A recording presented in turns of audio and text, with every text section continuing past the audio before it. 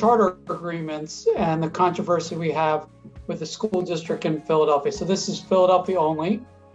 Just quick reminder, charter is the legal agreement that lets us run schools. And they created something called a framework, which is the academic standards we need to reach and some operational standards. And if you don't reach them, they can shut you down. And we had two big problems. One was the district gave us, one big problem was the district gave us new agreements. And they had two things that were different. One, they said they can change the framework whenever they want it, which is a big problem for us because they could change it in a way that could lead to us being closed. And two, they said they're going to limit who we enroll, so only people in the immediate neighborhood. That's for Renaissance schools, not for all of our schools, but for Renaissance schools. Great news, which I shared partially last time, which is thanks to the pressure from parents on this call, the district said they're not going to make big changes to the framework, and they're going to put the word in only minor changes. So we won. That is completely because of what you did and the pressure you put on politicians and on the school board. So I just want to say thank you. Parent power matters. So we still got one more fight, which is that the charter agreements limit who we can enroll. And what that would mean is for Gratz, half of kids at Gratz come from outside the immediate neighborhood. In the future, they wouldn't be able to enroll. And elementary schools wouldn't be able to enroll folks outside the neighborhood, even if they have open seats in the school, which we think is unfair to parents.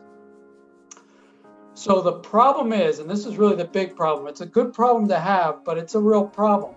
We have $50 million, courtesy of President Biden, that came from the COVID money.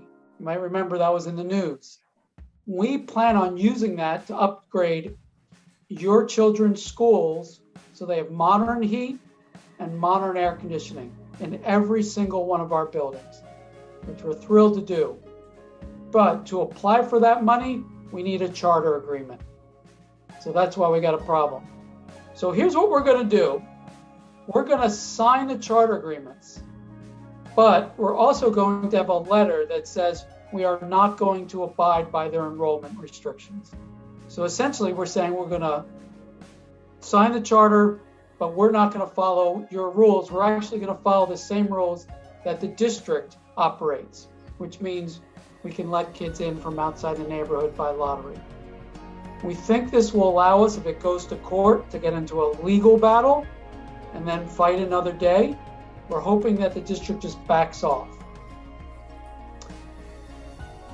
What it means is that we keep pushing politicians and the school district to change their policy, even though we've already told them we're going to ignore it.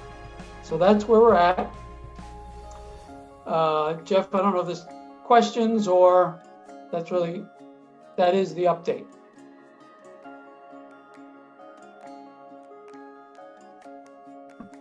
Sounds awesome, Scott. And Scott, just to tie it to our next steps, and many of you have been involved in meetings with our elected leaders, city council members, state representatives, state senators, and one of the items, it's not the whole agenda, but one of the items is, will you support us on this? Will you write letters to the school board? Will you help us get to school board members? And I know parents were anxious to get to the mayor as well, so that's totally on the agenda.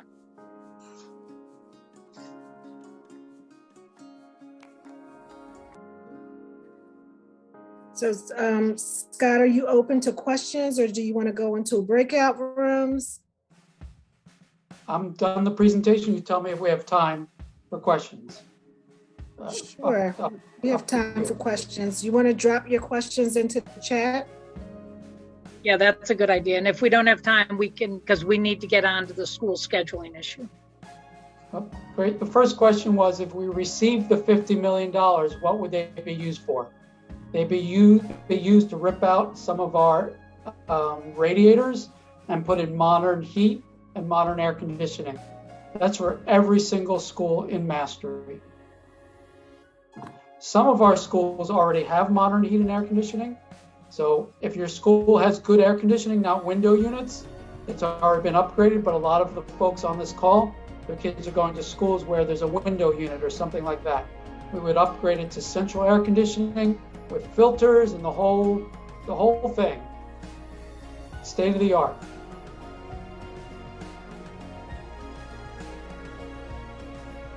Callie, I don't see any other questions. Okay, do we want to transition into the next part about the school schedule?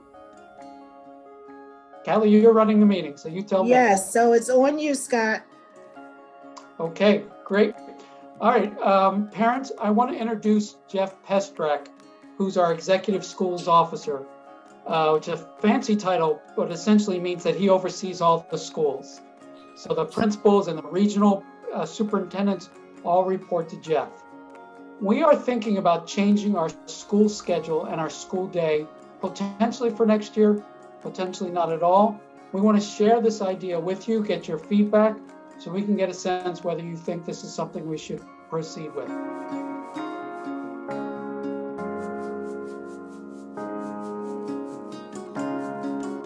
Teachers.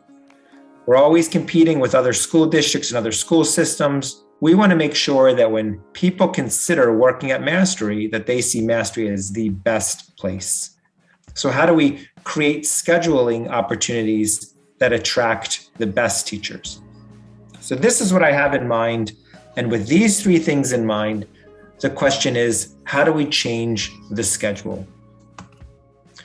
So I'm going to present some changes, eager for your feedback.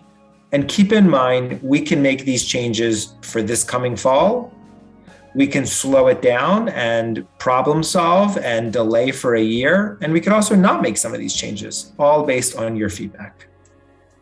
Okay, so let's talk about what's currently going on and then what's proposed. Currently, every Wednesday, school for students is about 5.5 hours. There's an early dismissal, as you all know. Children get out around 1:10 or 1:15. I'm proposing that we have consistent full days, Monday, Tuesday, Wednesday, Thursday, Friday, that every day would be a full day. That's a big change, a big change. Right now, the student day is approximately 7 hours and 15 minutes. I'm proposing shortening that to 7 hours. So Wednesday gets longer. Wednesday gets longer by about an hour and a half. But Monday, Tuesday, Thursday, Friday get shorter by each about 15 minutes a day. By the way, if we do this, this means your children would be in school for about 30 more minutes every week. It actually is, they wind up with more instructional time. So right now, in a week, students have 34.5 hours of instruction.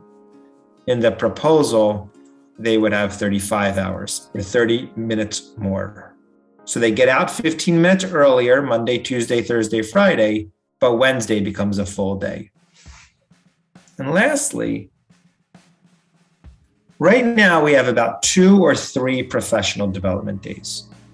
The reason we have so few professional development days is because we have Wednesday early dismissal. Most school districts have many more professional development days, but we didn't need them because every Wednesday teachers stay when students leave. But when we get rid of the Wednesday early dismissal, we need to increase the number of professional development days so that teachers can get prepared every month to make sure they have great instruction and they're prepared to deliver their lessons. So we would shift from about 2 or 3 professional development days to 1 professional development day a month. So from a parent perspective, children would not get out early on Wednesdays. They will get out slightly earlier, Monday, Tuesday, Thursday, Friday. They would get 30 more minutes of instruction a week, but about every month, there would be a full or half professional development day. About half of the months would be a half day. That means kids would come for about 4 or 5 hours. And some of the days would be canceled for a full professional development day. So let me pause right there. Are there any questions about what I just presented? I have a question. So what is it from 8 a.m. to 3 p.m. at this point? Ms. Wilkerson, that's a great question. So different schools have different start and end times. Some schools start as early as 7:45. Some schools start as late as 8:45. That's the individual school decision based often on bus schedules and other factors. But the length of the day would be 7 hours. So if a school started at 8 o'clock, it would end at 3 o'clock. If it started at 8:45, or if it started at, if it started at 8, it would end at 3. If it started at 8:30, it would end at 3:30. Did that answer your question, Ms. Wilkerson? Yes. Other questions? Yes. So for the professional development days, are you saying every other day? I mean, every other week it would be a professional development day. How are you breaking the professional development days down again? I was confused. Thank you. And I didn't see who was talking there. Let me see who was sharing that.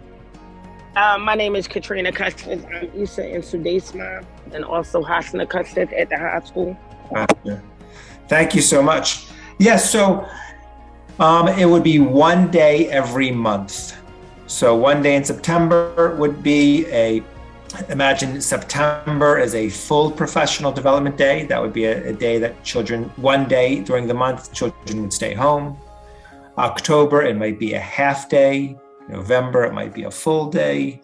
One day a month would either be a full or half day.